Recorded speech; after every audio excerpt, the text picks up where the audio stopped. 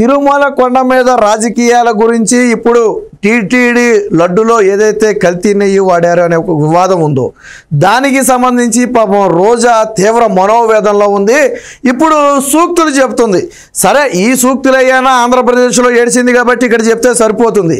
ఆంధ్రప్రదేశ్లో ఎవడు రోజాని దేకటం లేదు కాబట్టి, రోజా మాటకి ఆంధ్రప్రదేశ్లో ఎవరు విలువ ఇవ్వరు కాబట్టి, మొన్న ఎన్నికల్లో నగరిలో రోజాని చిత్తుగా ఓడించారు కాబట్టి ఇక ఆంధ్రాలో నేను మాట్లాడినా ఎవడో పట్టించుకోడని చెప్పి ఆల్రెడీ గతంలోనే చెప్పాం. తమిళనాడు రాజకీయాల్లో ఎంట్రీ ఇచ్చే అంశాన్ని పరిశీలిస్తుందని చెప్పి. కాబట్టి ఇక అలాగైనా సరే మన ఉనికిని చాటుకుందాం అనుకుందాం ఏమో కానీ పాపం ఆంధ్రాలో ఎడవమ్మ అంటే నేను తమిళనాడులో ఏడుస్తానని చెప్పి తమిళనాడులో ఈరోజు కల్తీ నేతి వివాదం గురించి అక్కడ మాట్లాడుతుంది. అదేదో నువ్వు ఇక్కడ మాట్లాడవచ్చు కదా, నువ్వు మంత్రిగా చేసింది ఇక్కడ కదా, నిన్ను ప్రజలు ఎమ్మెల్యేగా గతంలో గెలిపించింది ఇక్కడ కదా, అక్కడేం చేస్తావు నువ్వు తమిళనాడులో ఎందుకు మాట్లాడావు? మీకు ఇదే ఇన్సిడెంట్ ఇంకోటి కూడా చెప్తాను నేను. గతంలో ఒక టీడీపీ నేత నన్ను అవమానించారని చెప్పి రోజా బోరుని ఏడ్చింది. ఒక 10 రోజుల పాటు రోజు మీడియా ముందుకు వచ్చి ఏడ్చేది. అప్పట్లోనే ఏడుపు రోజా అందరికీ అప్పుడే పరిచయం. అయితే సరే, ఆంధ్రాలో అన్నారు కాబట్టి నువ్వు ఆంధ్రాలో ఏడ్చావు కాబట్టి దానికి ఒక అర్థం ఉంది. ఇక్కడ ఎవరూ పట్టించుకోవటం లేదని, ఇక్కడ ఫిలిం ఇండస్ట్రీ నుంచి ఎవరూ రోజాకి సపోర్ట్ రావటం లేదని తమిళనాడు వెళ్ళి ఏడ్చింది. తమిళనాడు మీడియా ముందు పెట్టి తమిళనాడు మీడియాతో నన్ను పలానా టీడీపీ నేత తిట్టాడు, నువ్వు ఉండేదేమో ఆంధ్రాలోనా, నీ రాజకీయమేమో ఆంధ్రాలోనా, నువ్వు మంత్రి ఏమో ఆంధ్రాలోనా, తమిళనాడులో ప్రెస్ మీట్ పెట్టి ఆంధ్రాలో వ్యక్తిని తిడతావు అంటే రోజా ఇప్పుడే కాదు అప్పటి నుంచి కూడా రోజాను ప్రజలు ఎవరు పట్టించుకోవట్లా. ఇకపోతే తిరుమల గురించి మాట్లాడే నైతిక అర్హత రోజాకు లేదు. మిగతా ఎవరైనా మాట్లాడవచ్చేమో కానీ రోజాకి లేదు. ఎందుకంటే దర్శనాల పేర్లతో కోట్ల రూపాయల కుంభకోణం చేసేవని ఆరోపణలు ఎదుర్కొనే వ్యక్తి నువ్వు. వారం మందిని వెనకమాల వేసుకుని వెళ్ళిపోయి ఒక 50 మందినో 30 మందినో వాళ్ళకి దర్శనాలు చేయించి వాళ్ళ దగ్గర నుంచి ఆమ్యామ్యాలు తీసుకున్నావు అనేది ప్రధాన ఆరోపణ. అది నిజమో కాదో వెంకటేశ్వర స్వామికి నీకు తెలియాలా, అది పక్కన పెడదాం. ఇకపోతే తిరుమల కొండ మీద రాజకీయాలు మాట్లాడిన నీచమైన చరిత్ర నీది. ఎవరైనా సరే కొండ మీద రాజకీయాలు మాట్లాడరు, కొండ దిగిన తర్వాత మాట్లాడతారు సాధారణంగా. కానీ తిరుమల కొండ మీదే నాడు మంత్రిగా ఉన్న సమయంలో ఇక బహుశా నాకు తిరిగిలేదు, ఇక నేను ఎప్పుడు ఓడిపోను అనుకుందో ఏమో నాకు తెలియదు కానీ చంద్రబాబు గారి మీద, లోకేష్ మీద, పవన్ కళ్యాణ్ మీద అదే కొండ మీద రాజకీయాలు మాట్లాడటం.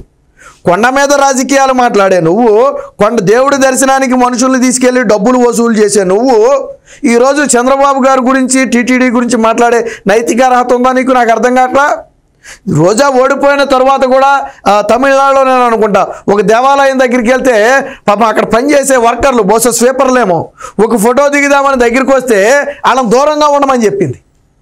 దూరంగా ఉండమని సెల్ఫీ దిగింది, అంత దూరంలో పెట్టి సెల్ఫీ దిగింది.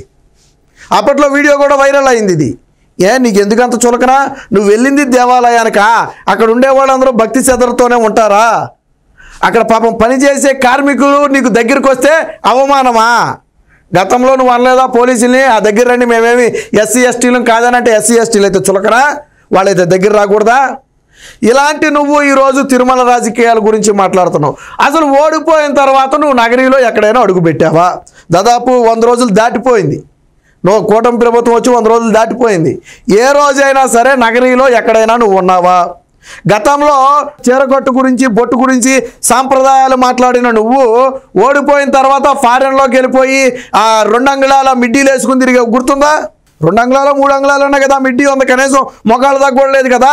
సరే, అది నీ వ్యక్తిగత విషయం అనుకో, నేను చెప్తున్నా. నువ్వు గతంలో మాట్లాడావు కదా చీర గురించి, కట్టు గురించి, బొట్టు గురించి, హిందూ సాంప్రదాయాల గురించి మాట్లాడిన నువ్వు విదేశాలకు వెళ్ళిపోతే 2-3 జానలో ఉన్నటువంటి గుడ్లు వేసుకుని తిరుగుతావు.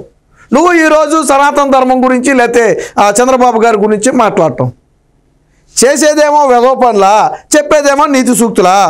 తిరుమల మీద ఎన్ని దుర్మార్గమైనటువంటి పనులు చేసినటువంటి రోజా ఈరోజు తిరుమల గురించి, తిరుమల లడ్డు గురించి మాట్లాడుతుంది.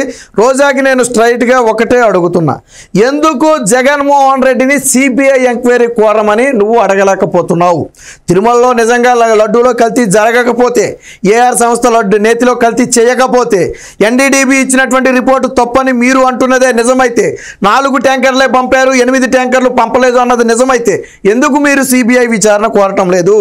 ఎందుకు జగన్మోహన్ రెడ్డి నరేంద్ర మోదీకి అన్ని పేజీల లెటర్ రాసి ఎక్కడో కూడా సిబిఐ ఎంక్వైరీ కోరాలని ఎందుకు రాయలేదు? ఇన్ని పేజీలు లెటర్ రాశాడు. ఒక రకంగా ఏం చేశాడు, బీజేపీ వాళ్ళని బ్లాక్మెయిల్ చేశాడు ఆ జగన్మోహన్ రెడ్డి. ఆ టీటీడీ బోర్డులో మీ బీజేపీ పెద్దలు చెప్పిన వాళ్ళని కూడా పెట్టాను, వాళ్ళకు కూడా బాధ్యత ఉంటుందని చెప్పి బ్లాక్మెయిల్ చేశాడు. మరి ఎందుకు సిబిఐ ఎంక్వైరీ కోతలా? రాష్ట్ర ప్రభుత్వం మీద మీకు నమ్మకం లేదు, ఓకే పక్కన పెడదాం. సిబిఐ ఎంక్వైరీ ఎందుకు జగన్మోహన్ రెడ్డి కోరలేదు? ఎందుకు జగన్మోహన్ రెడ్డిని నువ్వు సిబిఐ ఎంక్వైరీ అడగాలని నువ్వు ఎందుకు ఒప్పించలేదు? తిరుమల కొండ మీద రాజకీయాలు మాట్లాడే మీరు, ఇక్కడ సూక్తులు మాట్లాడి బయటికి వెళ్ళి వెధవ పనులు చేసే మీరు, ఈరోజు చంద్రబాబు గారి గురించి టీటీడీ గురించి మాట్లాడటం దారుణమైన విషయం. రోజాకి ఆంధ్రాలో అడుగు పెట్టే హక్కు కూడా లేదు. గతంలో తిరుమలలో నువ్వు చేసిన పాపాలన్నీ కూడా అందరికీ తెలుసు. ఆ పాపాలన్నీ పండుతాయి, నిన్ను కూడా ఎక్కడ వదిలిపెట్టలేదు. గతంలో తిరుమల ఏదైతే దర్శనాల పేరుతో తీసుకువెళ్ళి స్కాములకు పాల్పడ్డావో, నిబంధనలు కరోనా సమయంలో కూడా జనాన్ని వేసుకుని వెళ్ళిపోయింది. కరోనా సమయంలో కూడా అంతమందిని వేసుకుని జనాలు వేసుకుని వెళ్ళిపోయింది. అలాంటి నీచమైనటువంటి పనులు చేసిన నువ్వు ఈరోజు తిరుమల గురించి మాట్లాడటం, తిరుమల రాజకీయాల గురించి మాట్లాడటం, కొండ మీద రాజకీయాలు మాట్లాడిన నువ్వు ఈరోజు పక్క రాష్ట్రంలోకి వెళ్ళి మాట్లాడటం. ఎందుకంటే ఆంధ్రప్రదేశ్లో నేను దేకేవాళ్ళు లేడు, నీ గురించి పట్టించుకునేవాళ్ళు లేడు. అసలు నీకు పార్టీలో పదవి ఉందో లేదో కూడా ఎవరికీ తెలియదు. ఇప్పటివరకు నగరీలో వచ్చేసారి నీకు టికెట్ ఇస్తారో లేదో కూడా ఎవరికీ తెలియదు. అలాంటి నువ్వు ఈరోజు మాట్లాడటం, ప్రజలు మొన్న ఎన్నికల్లో మీకు బుద్ధి చెప్పారన్న